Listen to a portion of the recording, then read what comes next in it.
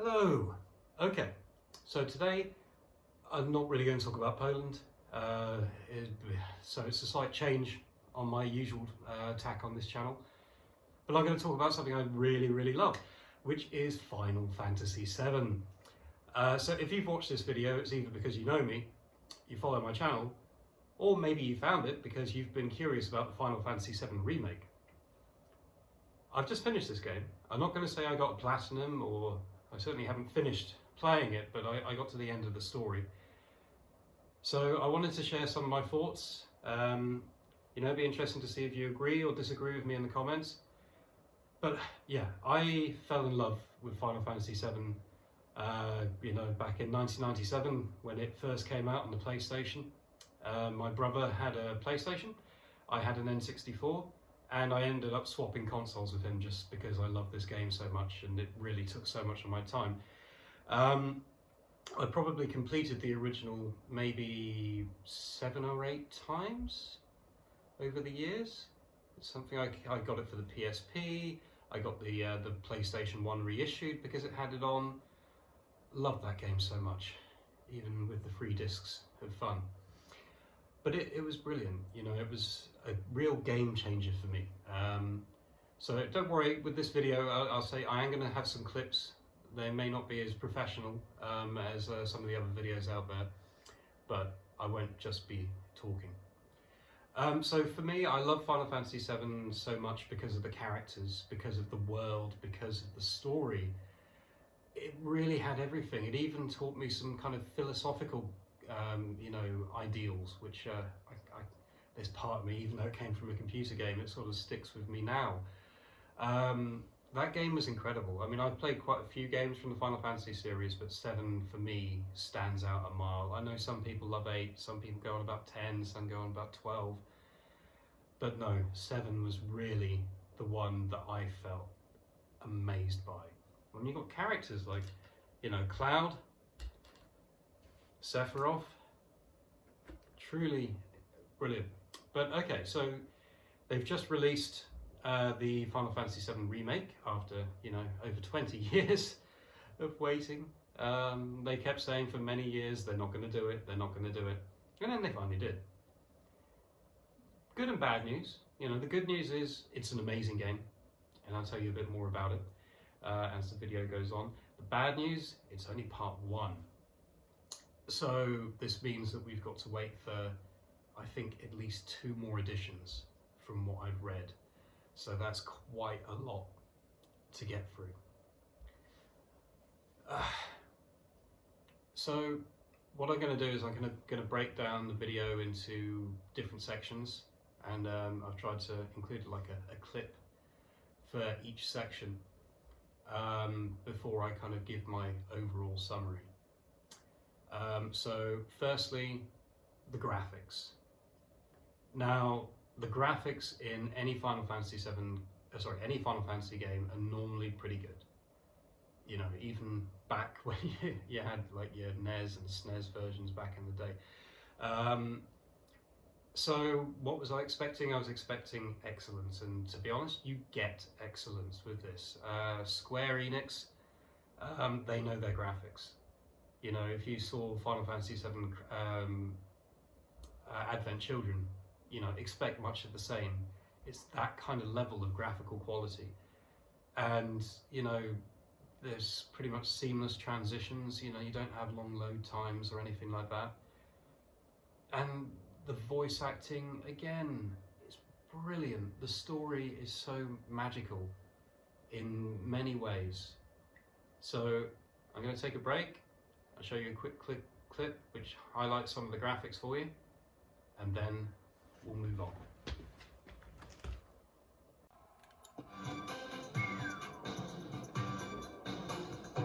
Welcome to Wall Market, the pleasure capital of Midgar that's got everything for everybody.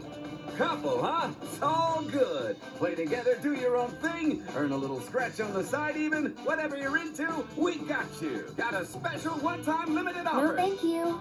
Come on, Cloud. Let's go. I hope you enjoyed that clip, and I hope I didn't break some kind of copyright by putting it up there. We'll see. So the next point is very important, which is sound. Now, the sound effects, you know, they're pretty much what you'd expect. They're more or less the same as the original version in terms of you click on the menu, it does this, you insert material, it does that. So, general sound effects, fine. Swords clashing, bullets firing, everything spot on, can't complain. But when you think of sound in a Final Fantasy game, you tend to think of the music. Now, they did get Nobuo Uematsu back for this project, which is a slight miracle because he fell out with Squaresoft to you know, do his own stuff. But obviously this was a passion project for him, so it was very, very good to have him back. And it shows. You know, most of the original music is kind of there in some form. I would argue that it's a bit more subdued compared to the original game. Maybe that's just my impression, but it doesn't seem as pronounced.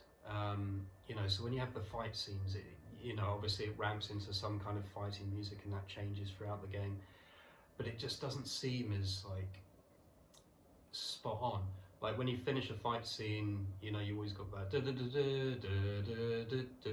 sound effect. You don't really get that now, but you get Barrett sort of singing it to himself occasionally.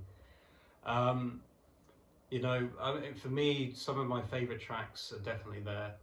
Genova, you know, you get a little bit of a snippet of that. Only a hint though, only a hint. And of course you get One Winged Angel. So, you know, and of course a lot of the other classics. What they've done here, which is a bit different, is you have a jukebox system. So you can actually collect musical discs and play them on various jukeboxes sort of dotted around the game. They're obviously not the same quality as the original music. They're kind of like, I don't know, arcadey versions, but it's a nice little side thing. But overall, very happy with the sound, you know, and the voice quality of the characters is brilliant. Very, you know, I can't fault it. They really did cast this very well. You know, there aren't a lot of big names, like big movie stars. I think John Turturro is there as one of the characters, but other than that, you know, I didn't really recognise any of the games in the when I was watching the credits roll. But yeah, can't complain about sound. So, you know, next I'll talk about the fighting system, but let's show you a little clip first.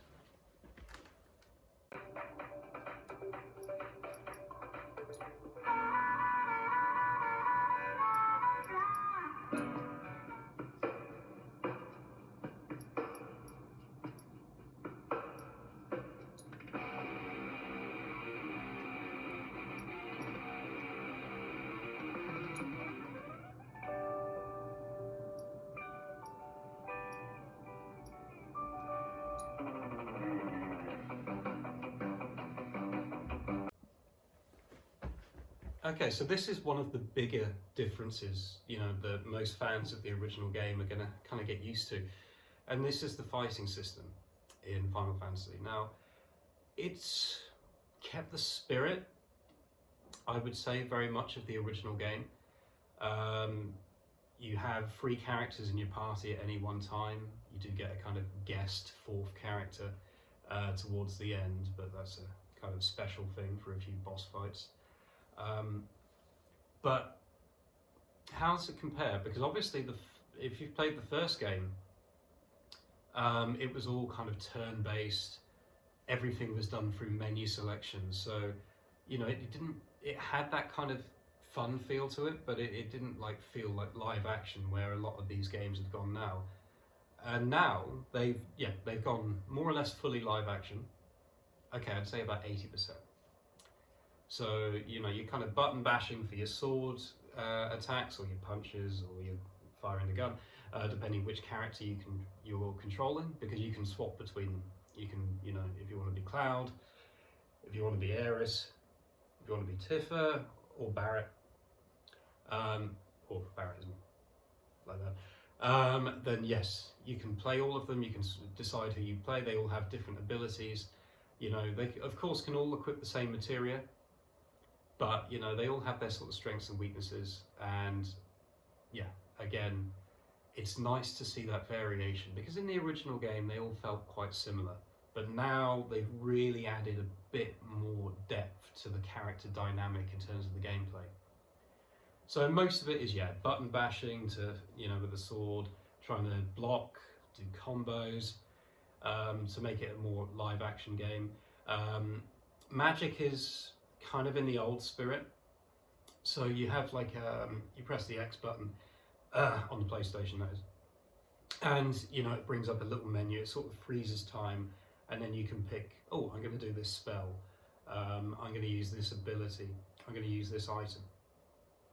So it kind of cuts a little bit from the live action bit, but at the same time, there's so much variation with so much material you can put into the the weapons and the armor that they had to find a way to integrate that. And I personally think that it integrates quite well. The fights are challenging. I mean, I've only played it through on like the normal mode.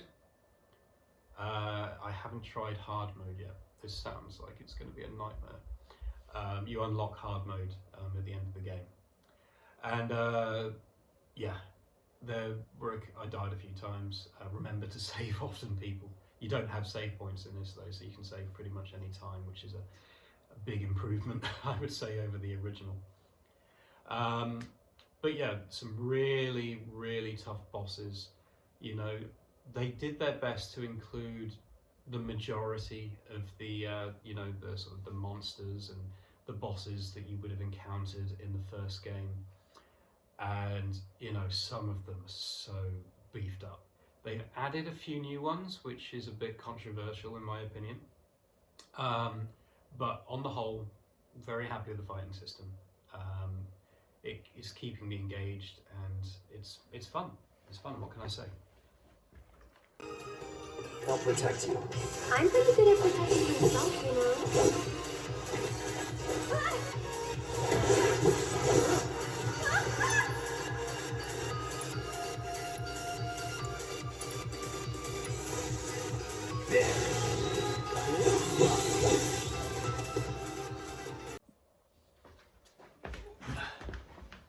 Okay, so hope you enjoyed the clips so far. Again, not proper quality. Anyway, so next I wanted to talk about the missions and the mini games. So as you'd expect, the main story missions pretty much follow the path of the original game. As in, they don't leave a lot out. I'll be honest. There are definitely bits that they've changed. My primary thought when I first started playing is, okay, so they've kept the original. You got the original bombing mission. That feels very similar to the first game, and the layout of the story is again pretty much in line with the first game. And then they add all these things because they show more of the journey. You have more. You can walk around Midgar a lot more than you could in the original. It's more open world, and while you're playing it, it feels massive. It feels expansive. Once you get towards the end of the game, suddenly it feels a bit smaller. I don't know, this is the impression I had. But they've added lots of kind of underground tunnels and things that you have to traverse through, alternative routes. You have chocobos, a lot more than you did, though no racing yet. So mission-wise, they have a lot of side missions, which are all, pretty much additional things, that weren't in the original game. And they're quite fun. I mean, they're nothing too exciting. They're often like, oh, so-and-so's gone missing, go and find them. Or, oh, can you look for these items? They're your kind of standard fare. But they often have pretty good rewards. You engage with more characters. It certainly introduces a lot more in the way of characters in this game. It definitely introduces some key ones, which it'll be interesting to see if they do anything with them in the next installments, but who's to say. And then you have the mini games. Now, so this bit, okay, so in fairness, when you think of the original Final Fantasy, you probably would think more, okay, gold saucer, you know, because you get quite a few mini games in there. So we haven't got to that part yet. You know, I presume that will be in part 2. So it'll be interesting to see what they do. In this one, you've got a few things. You've got darts. I'll show you a clip of that. You've got like the kind of the sit-ups, and you've got a pull-up challenge as well, which were a pain. I haven't got the achievements for those yet. I'm going to try and go back. As much as a completionist I am, though, there are some things that, you know, are too irritating for me to waste time on. But I will see. One thing that for me was quite different was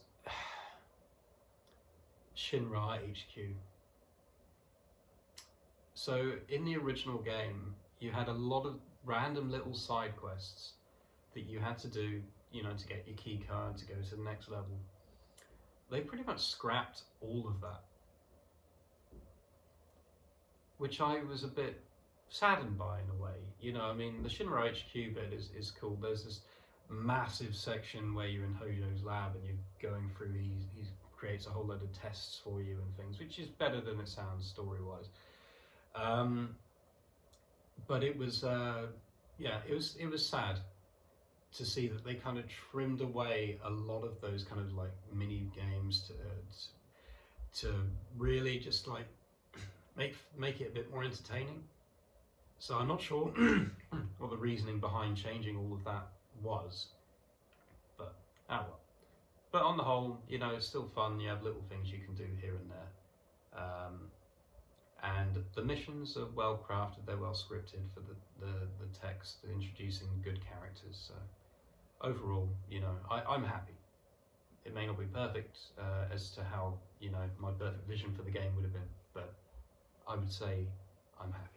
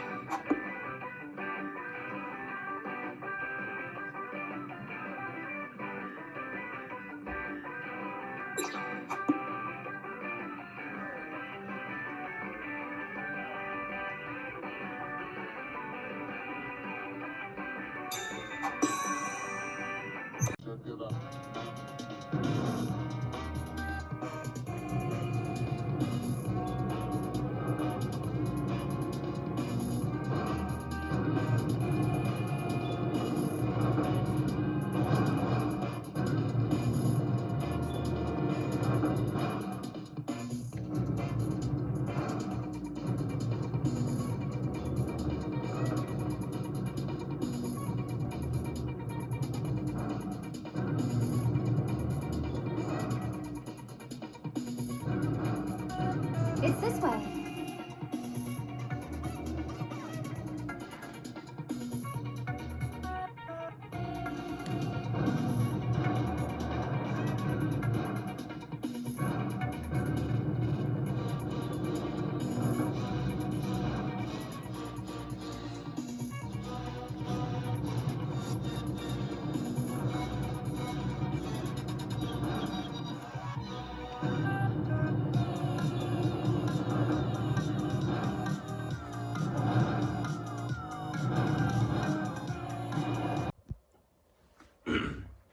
But yeah, just to say a few more things and then I'll wrap it up.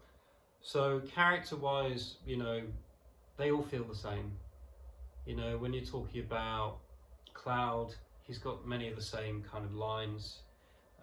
Aeris is very much this, you know, amazingly nice, down-to-earth girl with a bit of mystery. Tifa is, you know, kind of, she's Tifa, you know, she's like pretty rock solid and, you know, strong character, but, you know, she's been given a bit more of a conscience, a bit more of a concern in this game. Barrett is amazing. They really did justice to his character. I mean, I don't know if this is bad or not, but I always used to call him Mr. T when I was playing the original game. He just had very much had that kind of character feel. And yeah, they're really, these characters are brought to life. You know, they put a lot more emphasis into like Jesse, Wedge, and Biggs, if you remember them. They were the other Avalanche members. They introduce a few random characters. You've got this guy Roach, who is another soldier guy that likes to challenge you. You've got, of course, Marlene, Barrett's daughter, adopted daughter, is still there. They introduce a lot more characters, especially in Sector 7. Is it Don Corneo is there, of course. Is scary as ever. Interesting, but really well done. You've got Sephiroth, of course. Now, then this is quite a departure from the original game. I actually read an article about this. So in the original game, you don't really hear much about Sephiroth until quite near the end of the Midgar thing, where suddenly he turns up and he's massacred everyone in Shinra HQ. In this game, they're continually leaking flashbacks, which normally you would see later in the Final Fantasy VII game. So Sephiroth actually appears quite a lot, which is surprising, right? They do a lot more with Sephiroth than you would expect. And one of the writers was saying, well, so in the first game we wanted to, have a big build up to Sephiroth, and he'd be a big surprise, and really kind of wow people. And then in this game they're like, well, he's a well-known character. Why would you need to hide him and build the suspense? Everyone knows who he is, so we're just going to make him bigger. And they certainly did that. This is one of the areas where the game differs quite considerably from the original. I mean, the Sephiroth character, he still feels very much the same kind of character, but what he does... okay, so you've probably been given loads of spoiler alerts already, but I'm not going to give this one away. But they do some surprising things with him, so be on the lookout for that. But overall, I have to say, I really enjoyed playing this. I'm still going to, go back. At the end of the game, you unlock... It's not quite New Game Plus, but it is. You unlock something called Chapter Select. And that means you can basically go to any chapter, and you can find, like, any items that you missed. If you're trying to hunt for achievements. One thing I would recommend is, before you go to Wall Market, maybe check out a couple of guides, because they've structured it in a very weird way. So some of the achievements probably require you to play through 2 or 3 times to get everything. There are multiple missions that depend on choices you make and that kind of thing. But it's mainly in that chapter, chapter 9, I believe. So I'm going to go back and unlock what I can, see what missions I can get to that I missed out in the first run. So that's one thing. But yeah, as I say, overall, very happy. I'm now kind of sat here like everyone else, like saying, when is the next release going to be? Because I'm really excited to see, are they going to change it much? So far, they've definitely stuck to the essence of the original. Are they going to continue that trend? Are they going to try and diversify more? You have this weird destiny and fate thing that they've kind of thrown in there, which does hint that there will be differences. I mean, the fact certain characters live, that died, were presumed dead in the original, is a bit of a surprise. Other new characters that they've introduced can have much of an impact later on in the story. I mean, one thing I will hint at is, in the original game, there were lots of things, little things, where, you have Turtles Paradise, where, you just find these posters, and you have to see the poster, or you've missed it. And then you get a reward later on in the game. Or there was a bit in Sector 5 where, you can choose whether to steal this guy's 1 gil out of his drawer, or leave it and come back later in the game and get a better reward. That sort of stuff is completely gone. So, when they talk about each game being standalone, I think this is true. I don't think you're going to be able to carry anything over from this playthrough into your next game. I get this impression, which is a bit weird when you consider like your materia that you've leveled up, your characters which you've leveled up, your abilities. I mean, I might be wrong, but just the fact that they've had like nothing, like, you know, so it's not like Mass Effect where you have all these different decisions that can link on. But I don't know. We'll see. And you know, like there's a level cap of 50, but all of the spells that you get, you know, you can pretty much take up. So, you know, fire to Fyra to Fyraga, you know, I mean, you don't have every spell. You don't have like gravity and a few others, I think. You have about 4 summons that you can unlock, one of which actually wasn't in the original game, which was interesting. But yeah, so very excited to see the remainder of the series. Might be a couple of years maybe, I don't know. With the whole COVID becking thing going on right now, everything's potentially delayed. But I'm glad that they got this out.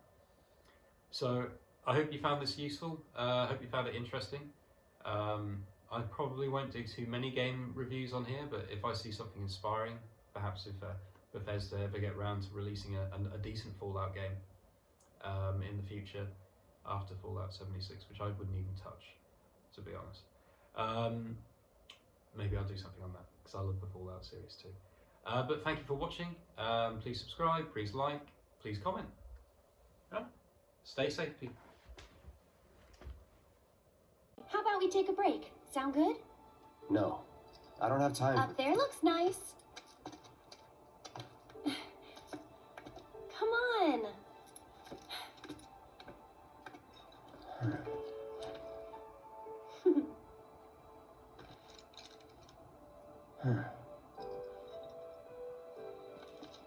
You know, a long time ago, I used to sell flowers here.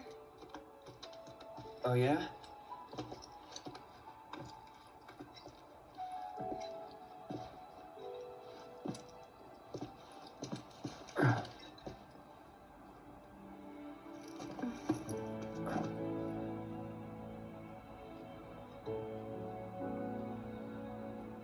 So, Cloud, you were a soldier first class, right?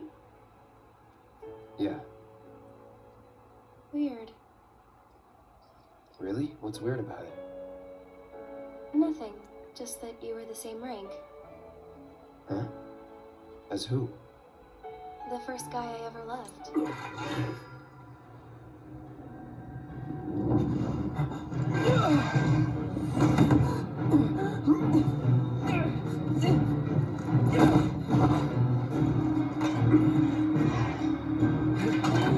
Stop! Get back inside!